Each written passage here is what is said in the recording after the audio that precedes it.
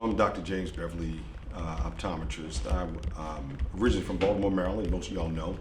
Have an optometry practice here in Macon, Midtown Vision Center, and Goggles Eye Care for Kids. And about 11 years ago, I got elected to be a state representative for then District 139.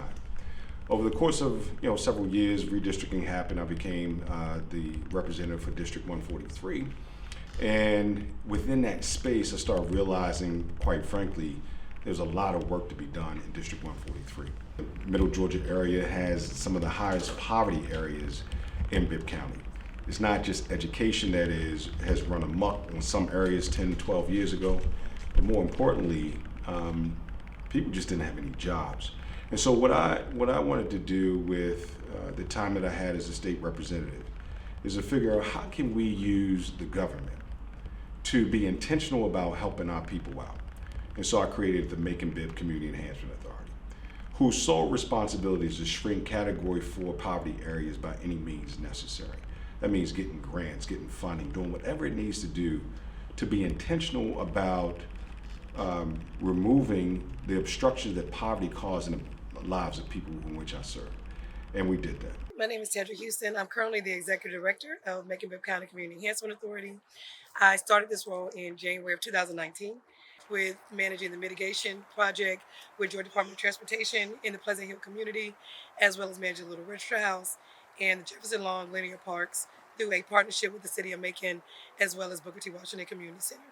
Currently, we're working on finalizing the 17 new homes that we're building in Pleasant Hill and looking as we start to expand our programming in other parts of Macon-Bibb. Our mission in the Community Enhancement Authority is to eradicate blight and poverty in Category 4 poverty areas in Macon-Bibb County. My name is Robert Banks. I'm the administrator here at the wonderful Little Richard House Resource Center, and I handle all of the day-to-day operations as well as any events that we have, and I give all of the fabulous tours to the people that come to see Little Richard House each and every day. We have been here in this location now for about 7 years, and we have seen so many wonderful faces and so many wonderful people over these past 7 years. And so this is the actual home that he lived in when he was a child. Him and his 12 other siblings stayed in this two-home shack, as they call it, or a shotgun house is what others would call it. Yes, these are the actual floors that Little Richard walked on, as well as the actual ceilings as well. And I tell people all the time, it reminds me of my grandmother's house with the oldness of the architecture and the way that they built the home. It's over 100 years old and still standing to this day. My name is Antonio Williams. I'm a lifelong resident of Pleasant Hill. And my relationship with the CEA, it started basically with their inception, because their work kind of centered around a work in Pleasant Hill and people's effort to try to revitalize the neighborhood.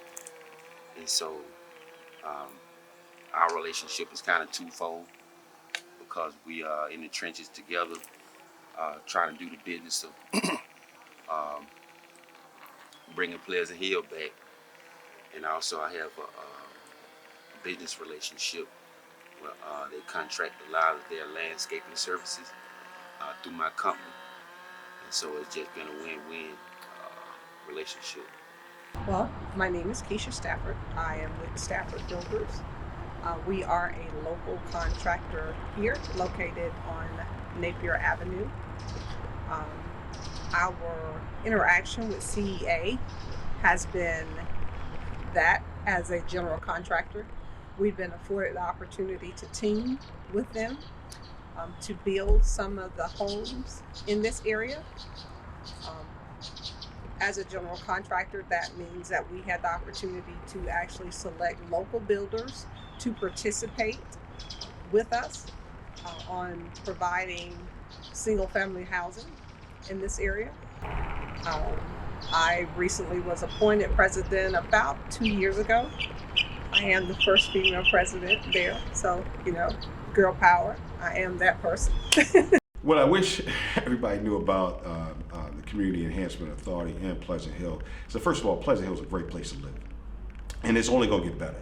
It is absolutely positively going to get better.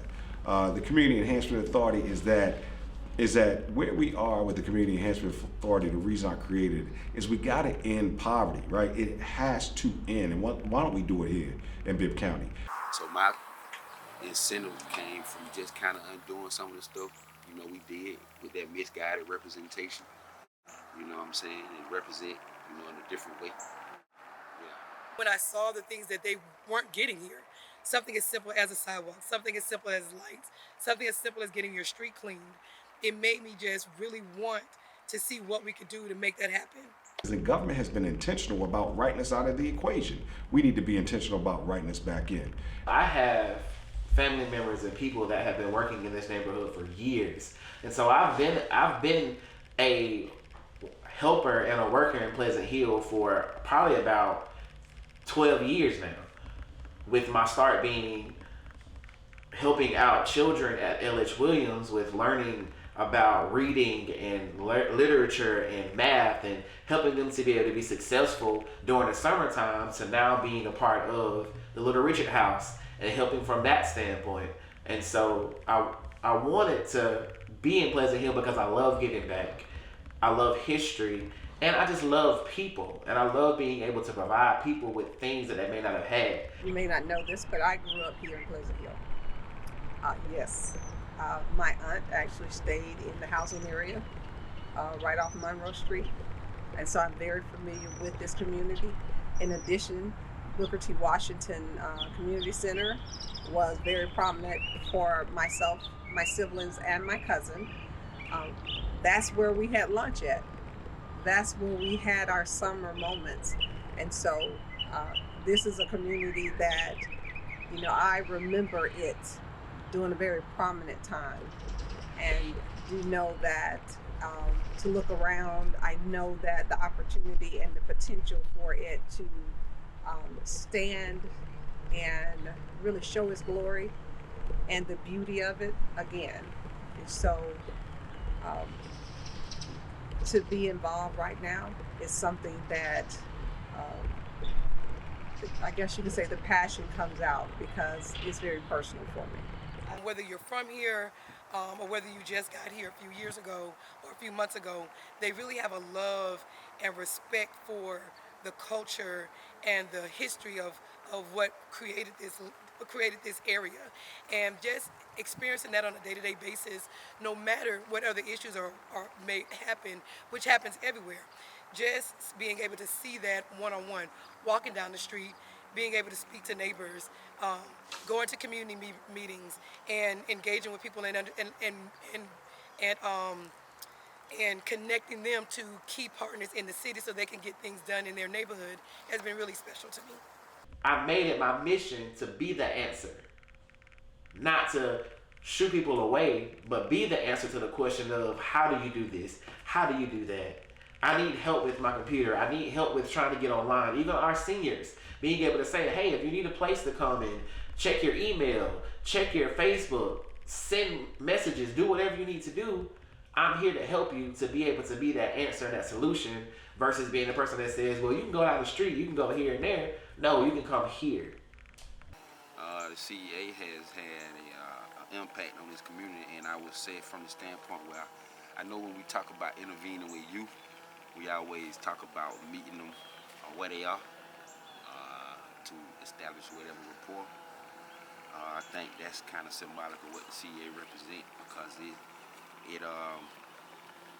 it meets, it kind of met the community where it was from a standpoint of the interaction that it's had, the services that it provided, from just your basic resources to people trying to transition, you know, into home ownership, and even supporting the entrepreneur. Now, I stand on the shoulders of some giants. One is Mr. Peter Givens. He was the one who helped me to understand the mitigation process that Pleasant Hill was going through, and that how they ran the highway through Pleasant Hill in the 60s and 70s, and how they left the community decimated. And part of I-75 coming through Pleasant Hill is there was a directive from the federal government to run highways through predominantly black neighborhoods, and that's what Pleasant Hill was a part of. And the highway came through and they decimated Pleasant Hill, separated it, put it on two sides, ran through the graveyard, the cemetery, and just, for lack of a better term, just intentionally divested from Pleasant Hill. And now was a chance for them to make it right. But if they wanted to come back through this community, they had to do it the right way. And Mr.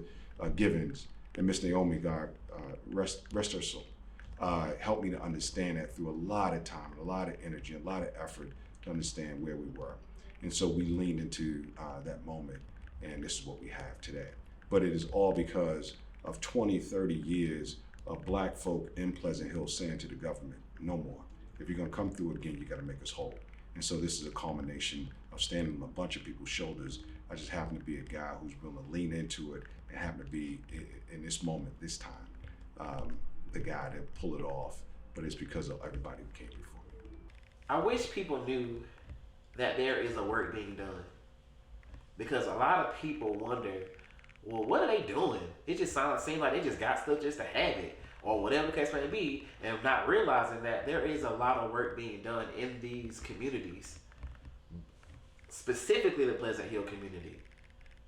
And so I think it's a misconception of, what are they doing? All the thing I see them doing is a festival here, or an event here, or a trunk or treat, or whatever the case may be, but they're not understanding just how much is being done. Like, there are brand new houses being built in Pleasant Hill so that we can provide homes for people that would like to live in a wonderful neighborhood. There is legislation being written for this neighborhood to receive funds to do things, as well as there is a lot of documentaries and things being done about this neighborhood to bring more insight into just what this is.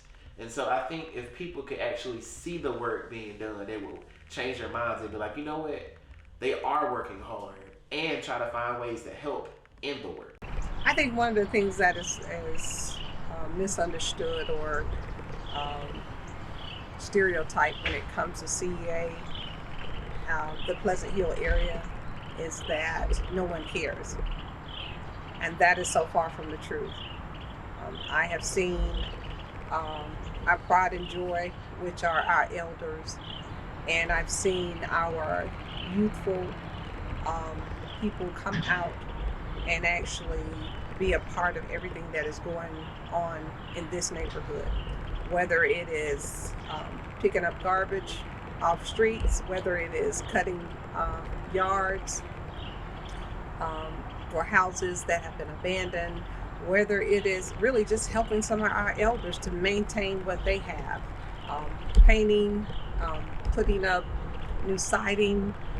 It's those type of things that I think people tend to not know about this community, that this community truly is one that can thrive given the resources. What is our next focus with Community Enhancement Authority? And just talking to our great board of directors as we're trying to kind of look at how can we help in other communities. Our next plan is to continue to work in Pleasant Hill, because we could never leave this area. This is our beginning and our foundational support area, but we want to be able to start going into other communities that fit in that category 4 poverty level area umbrella, and start engaging them in programming, help them with their community organization, and just start strengthening those areas. One question is, where do we go from here? And I would answer it like this. In Bibb County, you have 14 category 4 poverty areas throughout Bibb County.